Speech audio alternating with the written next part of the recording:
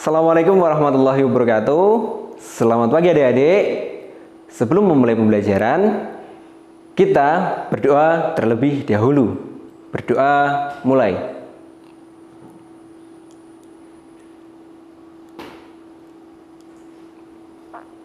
Berdoa selesai.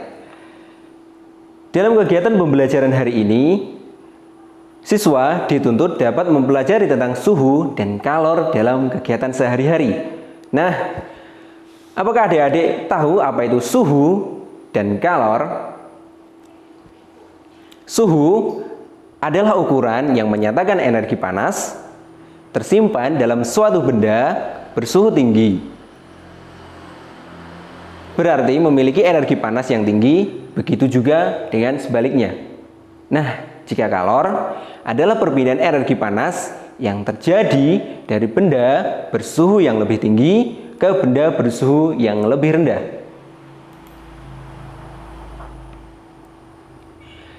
Nah, macam-macam perpindahan kalor. Yang pertama adalah konduksi.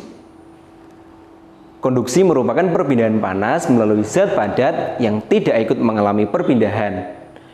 Hal ini berarti perpindahan panas atau kalor pada suatu zat tersebut tidak disertai dengan perpindahan partikel-partikelnya.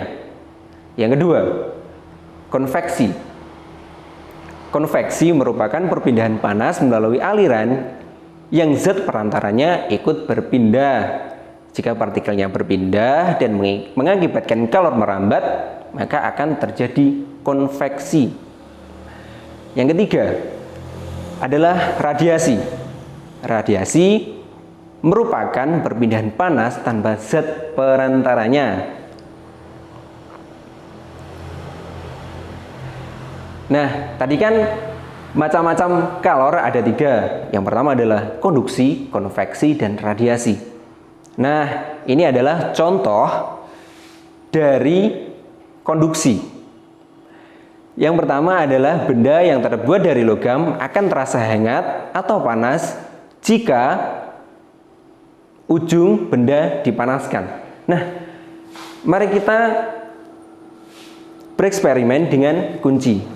Kunci ini adalah logam ya, adik-adik. Ketika ujungnya dipanaskan seperti ini,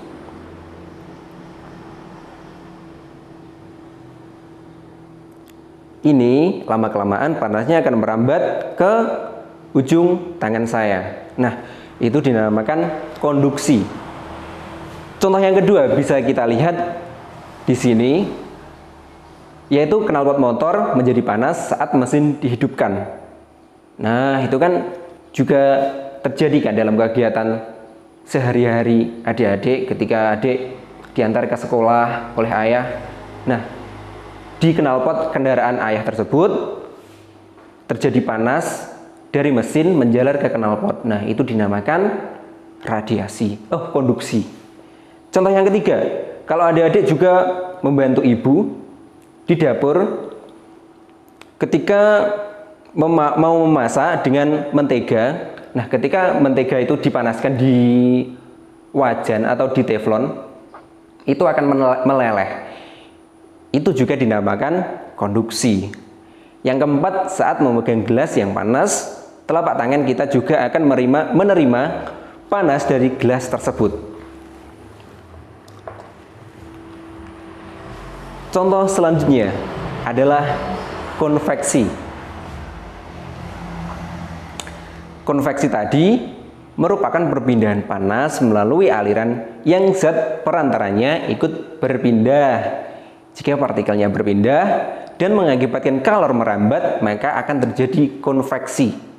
Konveksi terjadi pada zat cair dan gas atau udara dan angin. Yang pertama, gerakan naik turun air ketika saat dipanaskan. Ini juga terjadi pada saat adik-adik membantu ibu kan, saat memasak air. Nah, ketika air itu mendidih kan terjadi naik turunnya udara itu kan. Nah, itu dinamakan konveksi adik-adik. Yang kedua adalah asap cerobong pabrik yang membumbung tinggi. Itu kan biasanya terjadi di kota-kota besar. Kalau adik-adik berada di kota-kota besar, sedang liburan, nah itu kan pernah melihat cerobong-cerobong dari pabrik mengeluarkan asap. Sebenarnya itu juga pencemaran lingkungan. Selain itu, sebagai contoh, itu adalah contoh dari konveksi. Yang ketiga adalah contohnya gerakan balon udara. Adik-adik kan pada saat Idul Fitri kemarin, adik-adik kan ada yang lihat apa enggak? Ketika ada balon udara yang diterbangkan oleh orang-orang dewasa. Nah, itu balonnya sebenarnya diisi oleh hidrogen. Ke dalam balon udara tersebut, hidrogen itu kan termasuk gas. Nah, makanya balon udara bisa naik tinggi. Nah, itu dinamakan konveksi.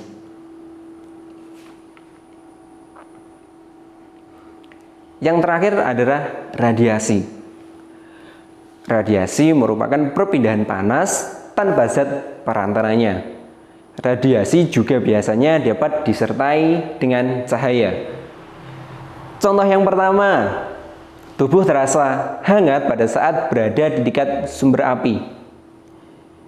Nah, pada saat kita pagi-pagi kan, siapa yang tahu jogging pada saat pagi hari? Nah, biasanya pada saat matahari mulai meninggi, nah itu tubuh kita kan akan terasa lebih panas, mulai panas. Nah, itu dinamakan radiasi dari sinar matahari. Contoh yang kedua, tubuh terasa hangat pada saat berada di dekat sumber api. Oke, kita contohkan lagi dengan korek api ini. Ini kan api kan? Ketika api ini kita dekatkan dengan tubuh kita, adik-adik hal ini juga adik-adik bisa lakukan di rumah. Nah, seperti ini kan. Tangan kita yang didekatkan dengan api, ini akan terasa panas. Dan contoh yang ketiga, pakaian menjadi kering ketika dijemur di bawah terik matahari. Siapa adik-adik yang pernah mencuci pakaian?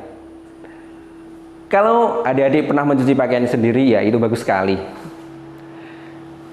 Nah, itu juga kalau adik-adik amati, kan pakaian yang kita jemur di bawah sinar matahari yang begitu terik, kan lama-kelamaan akan kering. Itu juga dinamakan radiasi. Begitu. Gimana adik-adik? Mudah dipahami dengan gambar-gambar yang ditampilkan? Semoga mudah dipahami. Akhirul kalam. Wassalamualaikum warahmatullahi wabarakatuh.